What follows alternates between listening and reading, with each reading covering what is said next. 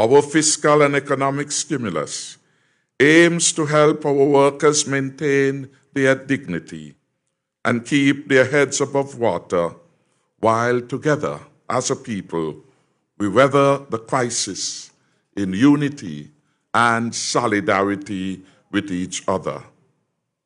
We offer support to corporate and unincorporated businesses, the agricultural sector, the self-employed, our farmers and fishers, among others, and indeed to all directly affected by the crisis. Our package of assistance is nearly $120 million. This represents the largest assistance package announced by any government in our region to date. In addition to current public assistance initiatives, to which all affected are entitled to apply should they meet the established criteria, the government stimulus package to cushion the impact of the health crisis and evolving economic crisis constitutes the following. 1. There will be a postponement of the payment of property tax from June to September 2020. There will be the postponement of the payment of property taxes for the period June to September 2020. The removal of VAT and import duty for a 6-month period on the following additional hygiene items. I am advised that several of these items that are being used for purposes of hygiene are already VAT-free. But we add now to the list hand sanitizers, hand sanitizer dispensing machines, disinfecting wipes, rubbing alcohol, gloves, masks, and protective gowns. Third element would be the removal of import duty and customs service charge for 6 months on the following: vegetables, fruits, fruit juices, cough and cold preparations, and vitamins. These food items, of course, are already VAT-free. What we now add is 2 additional elements of taxes, the import duty and the customs service charge, which are now foregone for the 6 months period to vegetables, fruits, fruit juices, and additionally, the same waiver is extended to cough and cold preparations and vitamins. Fourthly, a waiver of payment for consumption of water for the period April to June 2020 for individuals who have been laid off by businesses or experience a reduction in earnings as a consequence of the COVID-19. Fifthly, a reduction of the corporate income tax rate from 33% to 25% for the period April to June 2020 for businesses that retain at least 75% of their employees. So this is a special and significant corporate tax reduction intended to assist businesses whose social corporate responsibility is such that they will partner with the government and with their employees and help to keep them at work, at least 75% of them, during this period of difficulty. Sixthly, there will be the reduction of unincorporated business tax. The rate will move 50% downwards from 4% to 2% for the period April to June 2020. Additionally, we will inject $10 million to boost the production of agriculture and to ensure greater food security. Of course, all these amounts are new amounts in addition to those already provided for in the 2020 budget. The eighth intervention is a waiver of payments for the consumption of water by farmers for 6 months, April to September 2020. As we attempt to enhance the production of agriculture, water becomes very critical, and to support their efforts at getting water on their farm, we have determined that the consumption of water will be free of charge for the period under consideration. That is April to September 2020. We hope by an initiative like this and others to boost the production of fruits and vegetables which can be produced in a very short window. Ninth, there will be the provision of an additional $5 million support to the Poverty Alleviation Program in the first instance. Already we have expended about $30 million in support to households. Some 4,000 households every month receive a top-up from my government to help them through their daily living. We anticipate as a result of more persons falling into unemployment that they will need to access that support. And so we have provided for an additional sum of $5 million to the Poverty Alleviation Program. Our 10th intervention, employees who contract the virus and for whom contributions were made would be eligible for Social Security benefits.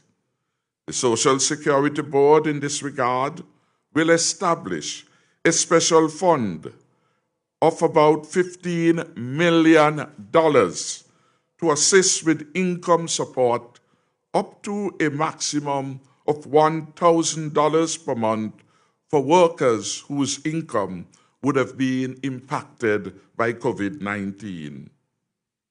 Registered self-employed persons who can show that they have been impacted would also qualify for this support.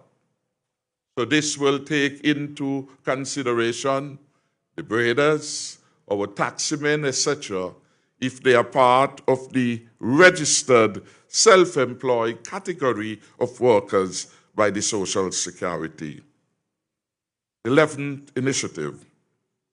There will be the provision of additional resource in the region of $12 million to capitalize the severance payment fund. The reason for this is self-obvious. With higher unemployment, we expect that there will be a greater demand upon the severance fund. When we inherited the government of the country, the severance fund was in deep red, and we have sought professional advice to determine how best we can make the fund stronger. For the time being, and in response to what is emerging, the government will put $12 million in the severance payment fund to ensure that those who qualified for their benefits will be able to have them. This is the heart of compassion of a responsible government.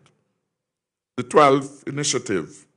The Development Bank of St. Kitts and Nevis will facilitate a loan repayment moratorium for a 6 months period and the waiver of all applicable late fees and charges to support their customers who are impacted by the loss of income due to COVID-19.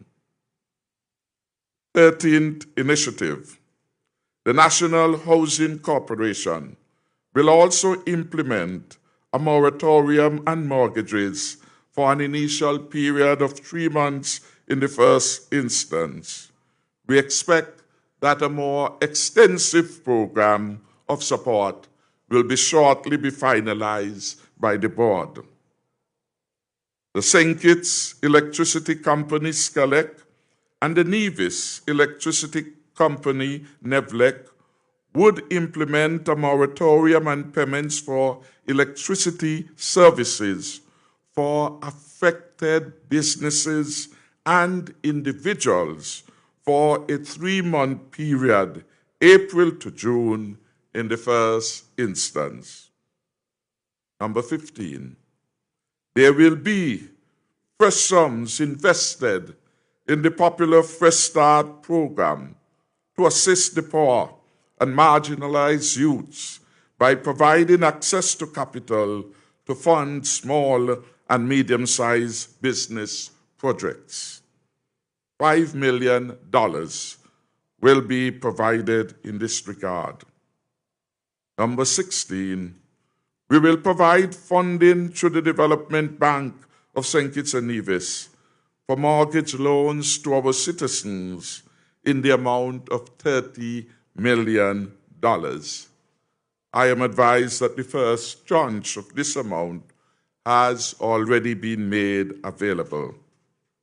Number 17, the government will reprioritize and accelerate the pace of implementation of approved capital projects that could have a direct positive impact on the economy. I want to say a word on this because in our last budget, we identified the most significant public sector investment program to be undertaken in our country. And in that regard, we propose $191 million to be invested in the public sector. Those particular projects we will reorganize to ensure the most significant impact on the economy. As the critical sectors become vulnerable, tourism, manufacturing, etc., given the interplay of external developments, it is important that we have some level of activity which is going counter-cyclical in that regard. And so we are going to target construction because it has the greatest opportunity to bring the economy on a more stable path and to create work for a large pool of our people.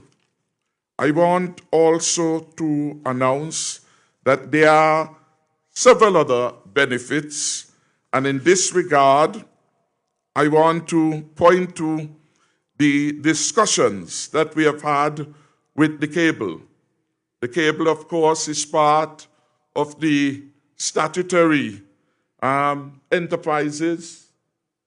It is a private sector entity with phase and advice of the AG in which the government has significant interest. I want to thank, though, the Attorney General who had reached out to that entity to see how they could partner as part of the broad all-of-society approach in response to this COVID-19 pandemic, for reaching out to the board, and they have today sent us their proposals for moving forward. And I want to read them. In our pledge to ensure no home is left behind, and to play our part in maintaining productivity while advancing connectivity, the cable will for the next 6 days do the following. And so I have announced already 17 specific initiatives. I will number these in sequence, 16, some have counted. The next 60 days, what did I say? 6. Fault of the technology of my eyes. I repeat that this offering from the cable will be for the next 60 days, 60. And they are number 18 in the list of initiatives. I'm going sequentially now. They will increase the speed of the entry-level broadband package from 6 mg to 10 mg to facilitate reliable online education and e-learning. The Attorney General would explain more if needs be. Number 19, they will reduce the price of the flash and bold packages by 20% to make access more affordable on an online schooling and small business continuity.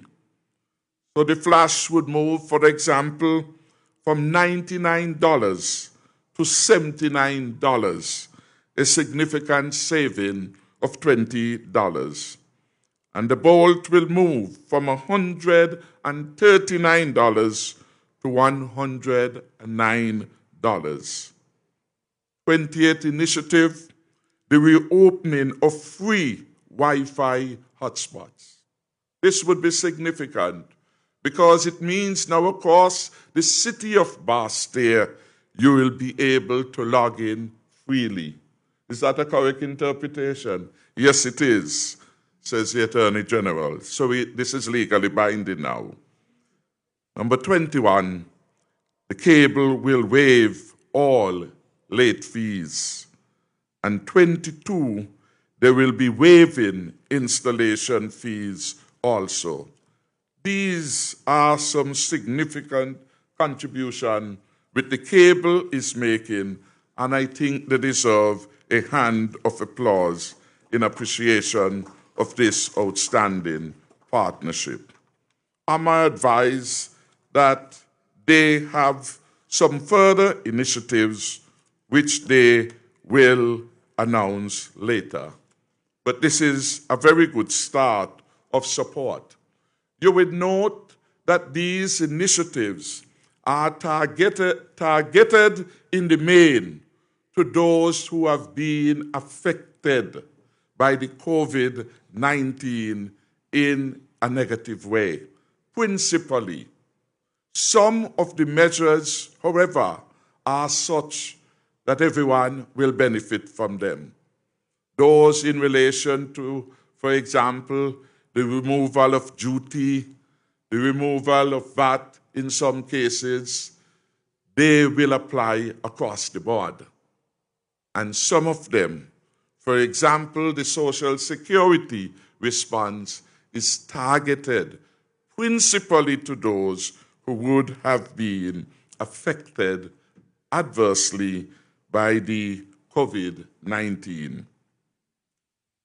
I want, on behalf of the country really, to thank the Board of Directors of Social Security for being part of the plan to create a package of support to mitigate the negative social and economic impact of the pandemic. The Social Security Board, of course, was set up largely to support the workers or their beneficiaries in times of greatest need. And such times include times of sickness, maternity, employment, infirmity, and death.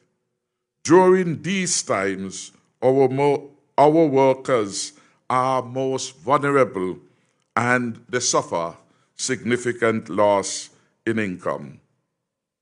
The impact of COVID-19, of course, is already being felt by our workers, particularly in the tourism sector. Indeed, it has expedited the dull and off-season in the tourism sector with significant personal consequences to many of our people. And it comes against the backdrop that the last 2 years have been the best 2 years in the history of tourism, development, and growth in our island. Under your government's leadership, the Social Security Board has responded in a very responsible way.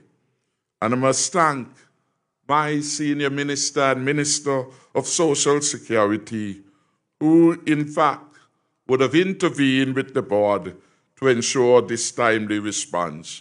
Could we give the Honorable Vance Imrie a special round of applause? We have already highlighted the benefits and in particular the intervention of Social Security, which was intended to ensure that no worker at this time of difficulty should receive an income of less than $1,000. And where if, for example, you're only receiving $500 per month, the Social Security will top it up by another $500 to ensure that your income is at a minimum $1,000. You would note the special initiative of the government to assist home owners. And I want to add that the initiative announced by the Eastern Caribbean Central Bank and the Bankers Association has the fullest support, and in fact was part of the recommendation that would have come from the Monetary Council. So it is part of the government's response to the particular pandemic which we now face. Our agriculture support, of course, comes in the face of the realization that unless we do more for agriculture, for our farmers and fishers, we will always be vulnerable, and we need not be. We are inviting new persons with a serious interest in agriculture to avail themselves of the support that is now being extended to that sector. Last year was a particularly challenging one for many farmers who would have lost their livestock. We have responded in the 2020 budget to ensure that Betical would be made available free of cost for the first 6 months of the year. That was part of the plan in support of the agricultural sector. And the cabinet also determined that some relief, some measure of compensation would be given to livestock farmers who were hurt as a consequence of the shortage of Betical in the Federation for a significant period last year. In closing, I want to say that the government understands the concerns of the people and country at this time. And we appreciate, and you do appreciate, that the size of the social and economic problem caused by COVID-19 is indeed a challenging one. And yet we are not daunted. We believe by God's grace we will get through this one as we have overcome many challenges in our history. Your government promise to the people is that it will play its role. And we, as a cabinet of ministers, will continue to provide stable and decisive leadership in these uncertain times. Yes, we have determined that it is the right time to lock down the borders.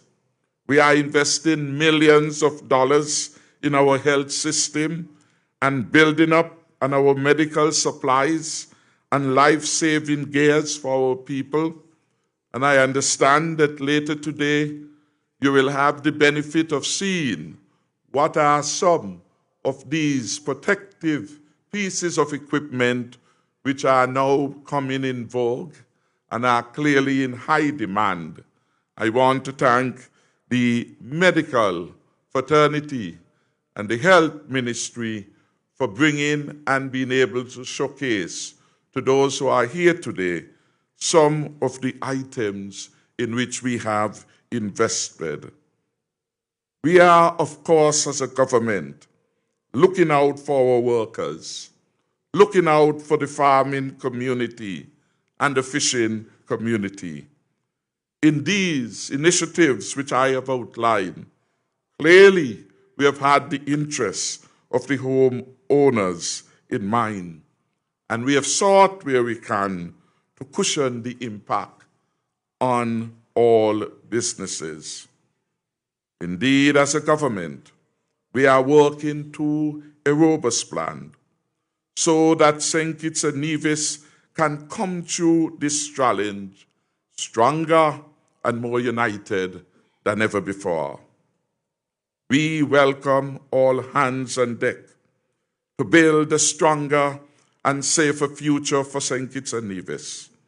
We encourage the private sector to demonstrate their best corporate social responsibility at this time in their care and consideration of their workers by keeping them at work for as long as possible and providing them with the best package should they need to reduce their workforce. We appeal to them to stock up on safety products and the matter of sanitation at the workplace. We appeal to them to speak in one voice in support of the government's constructive approach to stabilize and grow our economy. The pandemic should not only challenge us to look at the flaws in our system, but also it must motivate us to seek for new areas of engagement. In my view, now is the time for all men and women of goodwill to come together and to move forward as one people in one federation. My advice then, let's stay together, because together as a people, we shall see this one through. May God bless the people of St. Kitts and Nevis.